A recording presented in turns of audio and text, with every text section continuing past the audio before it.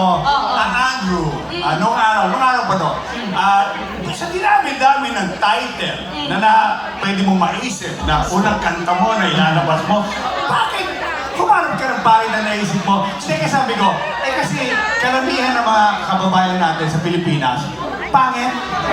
Ano po yun? Ibig sabihin, Teka lang. kasama ho tayong lahat. Really? Talaga to ba? O, may tinanong ko, bakit mo nasabing humarap ka ng pangit?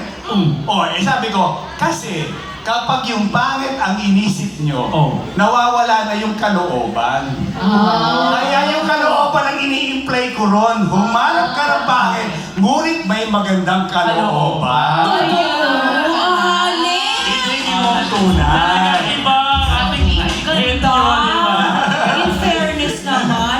At kitang-kita po ng lahat na nag-enjoy dahil rin po sa inyo sa performance ninyo.